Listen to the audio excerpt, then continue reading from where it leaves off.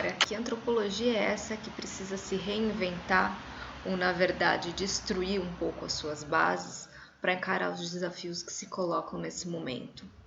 Desafios esses que dizem não só, e nunca, na verdade, disseram só apenas respeito às vidas em sociedades, em comunidades, mas que dizem cada vez mais e ressoam como necessário pensar a vida nossa toda junta aqui dentro desse planeta, todas as relações e práticas que envolvem então a preservação do nosso ambiente de vida, que está em risco, que está em jogo e que por isso ameaça não só a existência do humano em si, a existência de todas as espécies, mas acaba também ameaçando a própria existência do pensamento antropológico, do pensamento como um todo. Essas são algumas das questões que recentemente têm feito muito sentido dentro da discussão da antropologia. O que é a antropologia hoje, para onde ela está caminhando, se é que a gente ainda pode chamar de antropologia, se é que essa divisão disciplinar faz sentido num contexto em que a gente percebe a necessidade de integração e de estabelecimento de laços e conexões entre os mais diversos tipos de saberes e não só os saberes cientificamente comprovados, os saberes academicamente legítimos, mas também outras formas de saberes tradicionais que não fazem questão de estarem elencados nesse patamar normativo da ciência. E para a discussão eu trago então o texto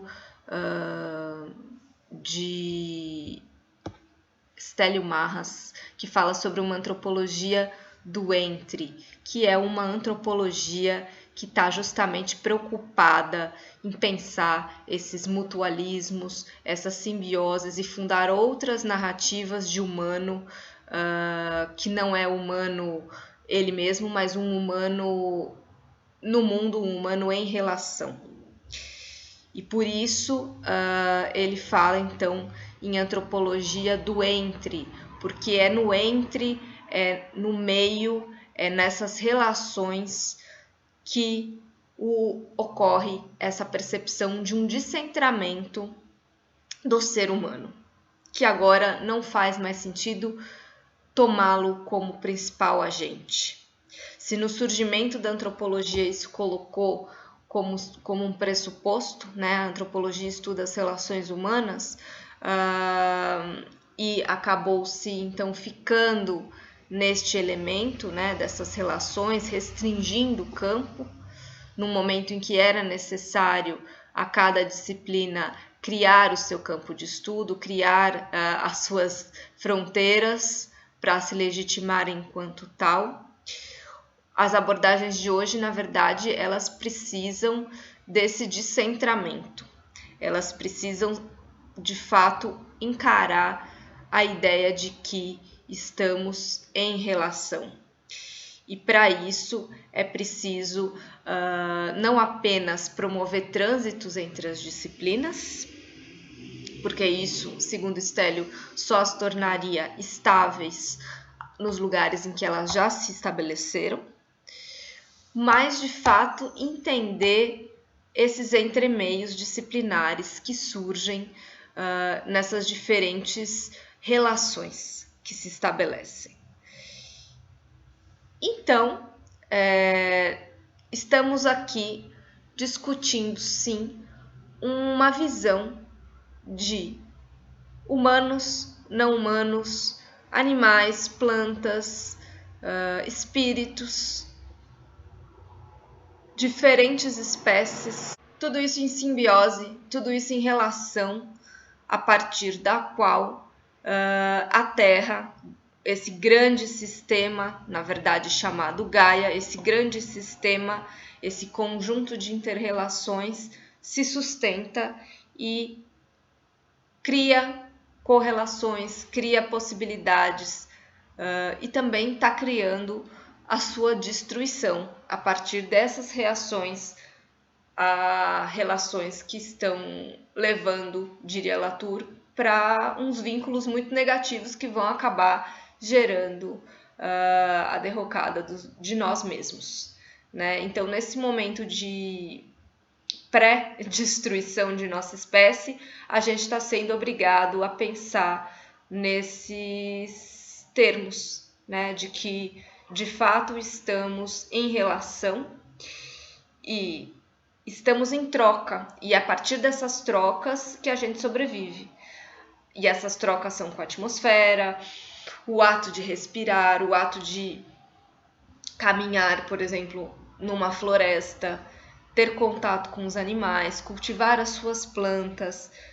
Trata-se de trocas muito mais amplas que as noções mais clássicas de troca, que a antropologia se fundou um pouco também nessa noção, né? Trata-se então de um espraiamento dessas noções de troca que não dá para a gente ignorar. Porque é a partir desses agentes não humanos, na explicação, que a gente consegue então dialogar e pensar as possibilidades de mudança, as possibilidades de novas formas de agência dentro desse contexto. Isso implicaria, então, desantropologizar a antropologia?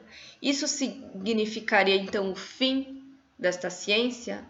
Na verdade, Stélio, e eu também acredito que não. Na verdade, esse é um movimento necessário para fortalecer ainda mais a antropologia, mas não a antropologia tal como a conhecemos, mas, de fato, para apostar numa virada ontológica, numa virada epistemológica sobre o que é a nossa ciência e como o nosso saber se constrói no mundo. E aí, sim, é importante pensar numa certa, não ruptura, mas uma outra via a partir do qual a disciplina antropologia tem que se colocar. E aí, outras relações de troca, outras noções de alteridade e os seus efeitos também,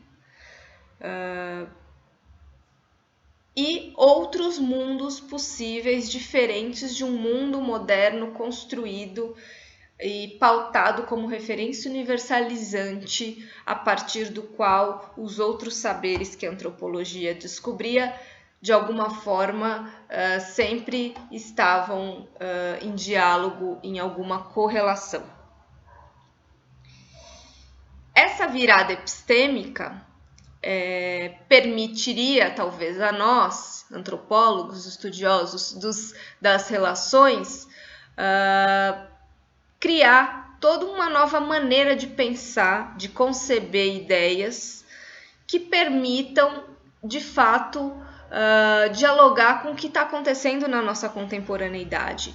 Em linhas mais claras, o que estamos fazendo do nosso local, onde a gente vive, da nossa relação com tudo aquilo que nos cerca, mesmo que de alguma maneira seja invisível para alguns, essas relações com o meio, que a gente chama de ambiente. E aí já é uma crítica, porque ambiente é como se isso cercasse a gente e a gente estivesse no meio. Na verdade, a gente tem que abolir essa ideia de o ser humano está no meio ambiente. Na verdade, tudo é ambiente, tudo é relação. E a gente está o tempo todo nessas trocas. E repensar essa forma como isso acontece, essas correspondências, ajuda a entender o cenário de devastação dessa biodiversidade que estamos vivendo e também da devastação da nossa própria espécie humana. Por isso, o descentramento do humano se coloca mais do que necessário, porque de fato não faz sentido partir de nós para falarmos de relação. Se a gente está falando de relação, de simbiose, de outras formas de alteridade que a gente reconhece, não tem por que a gente se colocar como referência universalizante, ou seja, o humano está no centro de tudo isso e ser aquele que comanda essas relações, aquele que tem a agência superior. Na verdade, é mais pensar em afetar e ser afetado por aquilo que a gente se relaciona, intervir e também ser, né, fruto de intervenções, que é o que a gente percebe, por exemplo, com os fenômenos climáticos, né? É essa relação, né, de intervenções e novas intervenções na nossa vida que a gente percebe. Essa aposta, então, é de fato muito desafiadora e muito provocadora, porque ela coloca muitas vezes abaixo todo um repertório que se constituiu durante anos para legitimar a própria ciência da antropologia. Mas, como eu disse anteriormente, eu não acredito que isso vai enfraquecer essa disciplina. Na verdade, isso vai permitir a ela sobreviver num cenário em que a gente percebe que é inevitável deixar esses outros elementos entrarem na explicação. Sem esses outros elementos na explicação, a gente também não consegue hoje criar narrativas que sejam convincentes, digamos assim. Então, para finalizar e trazer um pouco também de reflexões a respeito do nosso país e das nossas discussões sobre a nossa herança ancestral, cabe recordar a noção de encantamento que Simas e Rufino já trouxeram e eu já falei aqui várias vezes, que é mais ou menos isso, para além de uma ciência bruta e totalmente cartesiana e que só enxerga um dos lados da questão, o convite aqui é para a gente abrir o olhar, abrir a sensibilidade e permitir também incorporar noções que vêm de fora do pensamento científico, e uma delas é a noção de encantamento. Encantamento da existência, encantamento das relações e encantamento dessas trocas, que vão nos fazer incorporar, então, na nossa explicação, uma série de elementos que por anos foram relegados, mas que agora voltam com toda a força à tona e nos ameaçam a nossa sobrevivência, a nossa espécie. Então fica aí o convite para uma ciência mais encantada, uma ciência capaz de enxergar diferentes miríades, diferentes contextos e conexões em abordagens muito mais amplas do que as narrativas do humano per se.